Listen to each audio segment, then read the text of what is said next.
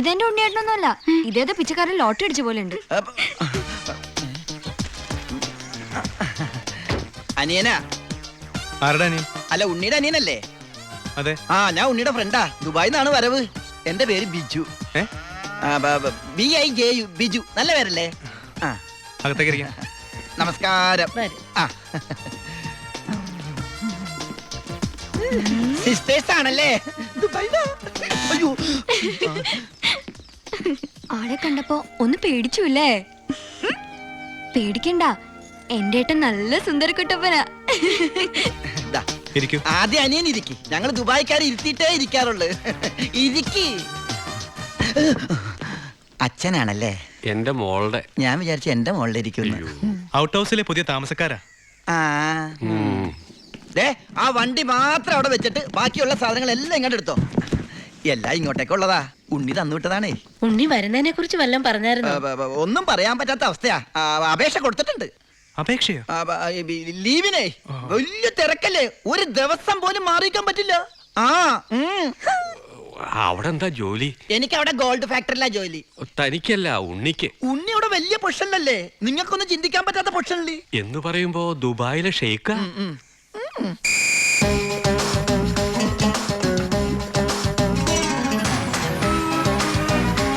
അസ്സലാമലൈക്കും.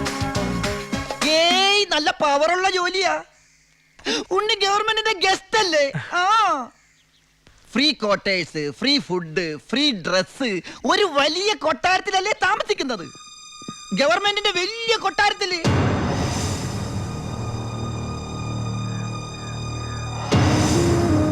ആ കൊട്ടാരത്തിൽ പ്രവേശിക്കാൻ സ്പെഷ്യൽ പെർമിഷൻ വേണം. സദാസമയം പോലീസ് പ്രൊട്ടക്ഷൻ. ഉറങ്ങുമ്പോ പോലും പോലീസ് കാവൽ. ക്ഷവരം ചെയ്യാൻ പോലും സർക്കാരിന്റെ ബാല്യക്കാരാ.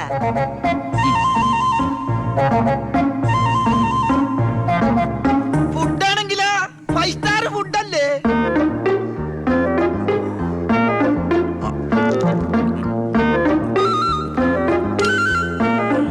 ചിക്കൻ വേണോ, മട്ടൻ വേണോ, ഡക്ക് വേണോ?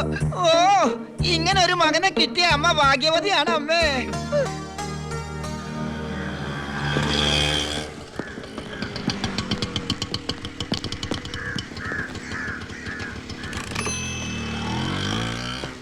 ഒരാള് കേറാനുണ്ടേ.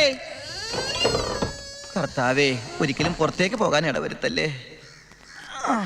നമസ്കാരം. ഇവിടെ ഒപ്പിട്.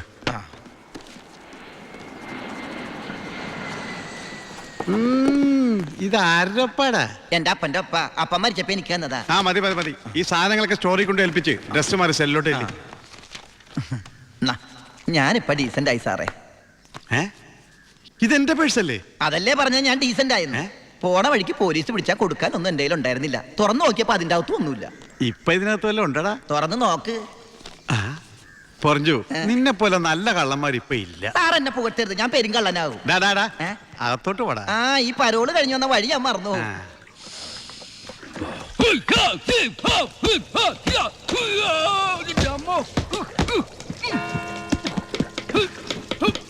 ചപ്പാത്തി സ്പെഷ്യലിസ്റ്റ് എത്തിയല്ലോ.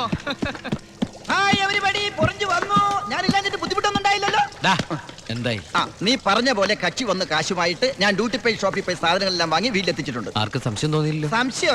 ഞാൻ ദുബായിക്കാരായി വിലസില്ലേ? എന്റെ ഹെയർ സ്റ്റൈൽ മാറ്റിക്കളഞ്ഞില്ലേ? തന്നെയല്ലേ, പിന്നെന്താ കാര്യം? എത്ര നല്ല ആൾക്കാരാടാ നിന്റെ വീട്ടുകാരി. നീ എങ്ങനെ ആ കുടുംബത്തിൽ പിറന്നടാ? ഇവിടെ നീ പരമശിവം, അവിടെ ഉണ്ണി ദാമോദർ. നീ പെരുങ്കള്ളനാ, പെരുങ്കള്ളൻ.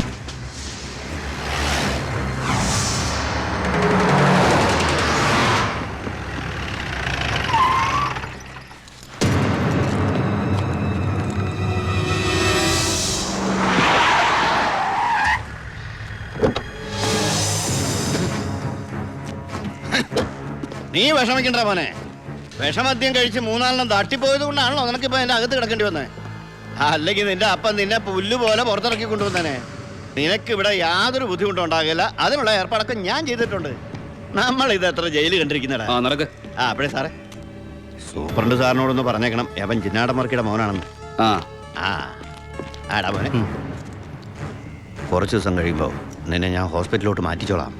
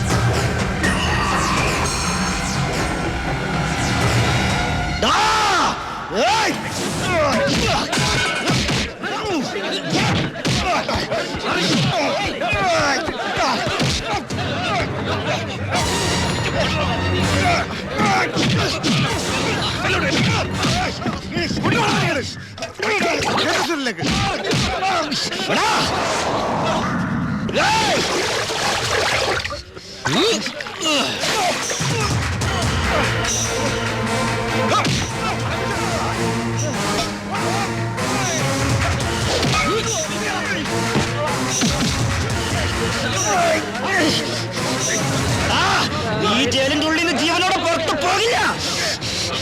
നിന്നെ കൊല്ലും ഞാൻ. നീ കരുതിയിരുന്നോ? നിന്നെ വിടില്ല, നിന്നെ വിടില്ല.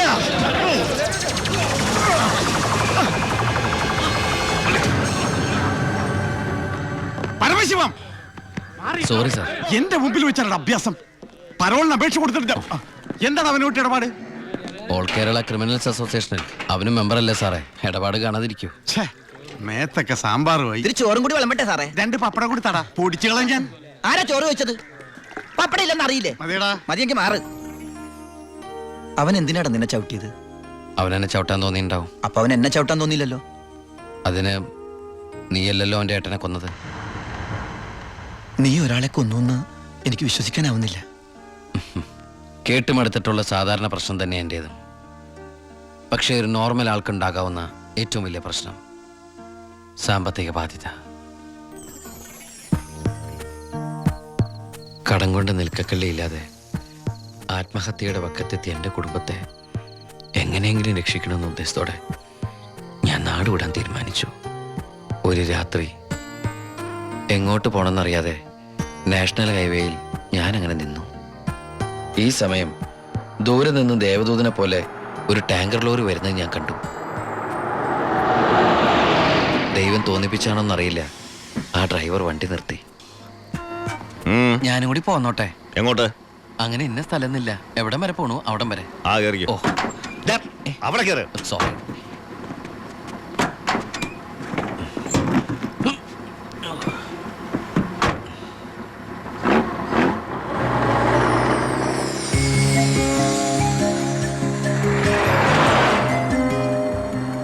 എങ്ങോട്ടാ? പോലീസ് പിടിച്ചില്ലെങ്കിൽ എത്തേണ്ടടുത്തെത്തും. പോലീസോ? ആ, അതെന്താ എന്റെ വണ്ടിയില്? സ്പിരിറ്റ്. സ്പിരിറ്റോ?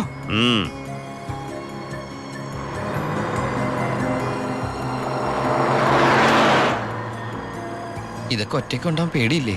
ഒറ്റയ്ക്ക് കൊണ്ടുപോകുന്ന അതിന്റെ സുഖം. പോലീസ് പിടിച്ചാൽ എന്നെ മാത്രം നോക്കിയാൽ മതിയല്ലോ. അപ്പൊ ഈ പോണ വഴിക്ക് പോലീസ് പിടിച്ച എന്റെ കാര്യവും? അത് പോലീസുകാർ നോക്കിക്കോട്ടെ. നിന്നെ പിടിച്ച എനിക്കെന്താ? നിനക്ക് എന്നെ കുറിച്ച് ഒന്നും അറിയില്ല, എന്റെ പേര് പോലും. എന്താ ബായുടെ പേര്? അത് വേണ്ട. എന്നാലും പറ ബായ്. നീ ഇപ്പൊ എന്താ വിളിച്ചത്? ബായ്. ഭായ്. അത് തന്നെ വിളിച്ചാൽ മതി.